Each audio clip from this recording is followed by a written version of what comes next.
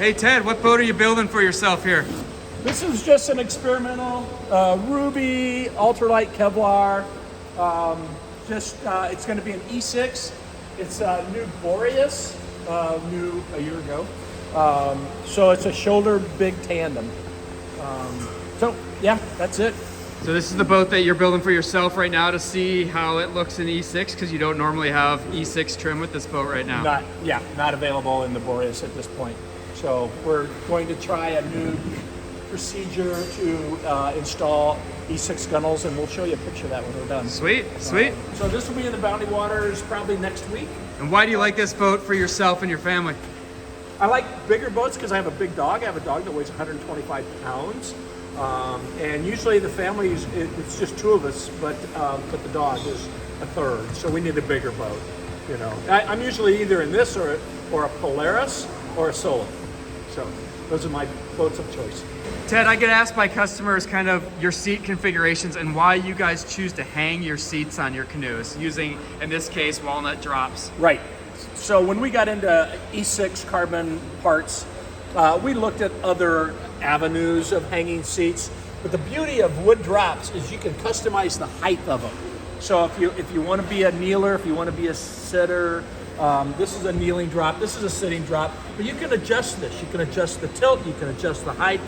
And the other thing it does is it allows for a little bit of flex in this area, and so we don't get a stress riser if we hit this. If you hit this area hard, by the side of a log or a rock or something. And in our Kevlar boats, over there, we obviously have foam ribs that all the seats to protect those, but you can still adjust the seat height, micromanage. So no stress risers and total customization. Exactly. You know, and I find most customers just kind of find their sweet spot and they never change it. That's true, yeah. I think there's a little bit of an amorous to like, oh, I have options, but most people I meet kind of lock in. So some people are kneelers, some people are sitters. If you sit and kneel, somebody with long legs is going to want the seat a little bit higher.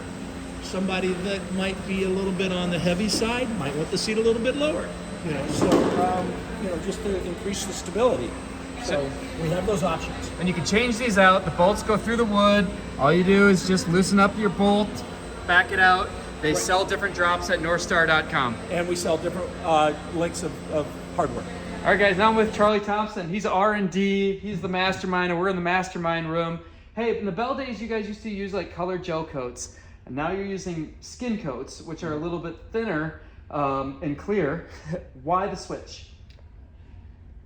It was dead weight, and we find this is more durable, a little easier to repair. I don't see like as many spider fractures like gel coat. So how much weight was like gel coat in a canoe that has it, like as a percentage? I used to figure in the tandems it was about 6 pounds. 6 pounds, so that'd be like 20% of the weight. Yeah. 20% for a fragile color. And with the resin coat, if it takes a shot, it seems like it flexes more before fracturing. It's quite a bit more forgiving. Okay. Hey guys, I'm here with Dan. Dan, say hi to the crew. Hey. Dan handles all the accessories here at Northstar and answers a lot of customer service and dealer service questions. Let's ask him a few questions. Hey Dan, you get calls from customers, they bought a canoe and then they maybe get home and they forget some key elements. What are the most common I just bought this canoe and now I need this accessory item? Yeah, clamp-on yokes, kneeling pads, and foot braces. Those are the top three.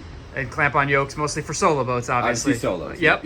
And then the trapezoid and knee pads. Yep. And you got a foot brace, so it's like you got them going out right now. They're top sellers. One of the things I oftentimes see when I visit Northstar is they'll have a few boats that are in for repair. In this case, there are 3 canoes here, and they all pretty much had car topping damage. And what Ted and I think mostly drove over their bow line, which is a really common thing I hear when a canoe really gets damaged. It's not from paddling, it's from a bow line wrapped down around your front bumper coming loose. And that's where Dan's gonna show us. What do you got there, Dan? Quick loops, hood loops. These are awesome, you guys. So this goes into your hood, you close it. Now you got the little Northstar call out. And now you can inspect and see your rope coming down from the boat, your line. It's not going under your bumper, which scratches your car paint, scratches your lights. You can see it. and you don't have as long a rope. So even if it were to come loose, it's not going to go under the vehicle, and you're going to save yourself from being on the stands here in the repair zone, right? Yeah, I think that's exactly. all 3 of those boats right there. Look like car topping injuries. Doesn't happen on the water. It doesn't happen on the water, you guys. Hey, Charlie, what's your go-to solo canoe from Northstar? Ooh, right now it's a Phoenix. It's a Phoenix, huh? Yep. And what tandem? Ooh, Polaris. All right, Bear's back from the woods. Bear's back from the woods. What boat did you use on your big trip? Oh, you don't want to hear this, Ethan. It's a pack boat. It's the only way to do it up there. Cool. So there you go. You had to fly it in, huh? Oh yeah, 3 flights. We flew from Winnipeg to the Four Corners of Canada, so that's Saskatchewan, Manitoba, Northwest Territories, Nunavut, a fishing lodge that charters a 737 on props and flies like 25 people in. And then from that fishing lodge, we took a Beaver float plane 140 miles west-northwest. Then we paddled 600 and some odd miles to Baker Lake, and then we took a commercial flight back.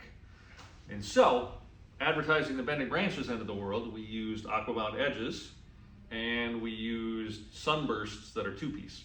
Nice. Oh, ooh, I don't have one of those, but Bear's special. So that's where Bear's been for 6 weeks, and now he's playing catch up on office work. If you guys met our driver, that's Kent. Hey, you drive tons of roads with canoes. What's one piece of advice you can tell people that hauling canoes that they could do? Check them regularly.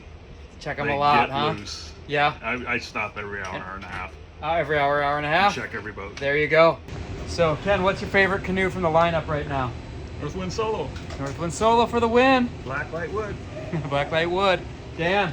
Phoenix IXP aluminum. Ooh, that's a good West Coast boat. You better come west with that. Yeah, there we go. Bear, I asked the Facebook user group, Northstar, questions I wanted to ask, and somebody said, can you make a fuller volume Phoenix, more rocker, river tripping, whitewater, river tripping solo? So what's your answer? Well, we can do anything. How much are you willing to pay? That's the same answer I had. You know? Sounds like a great boat though, I right? would love to see one of those. It's called the Pearl. The Pearl is the closest thing to it. Can you ask them to build a whitewater tripping canoe with more capacity and rocker than the Phoenix? It's in the planning stages. What else do you want to say about it?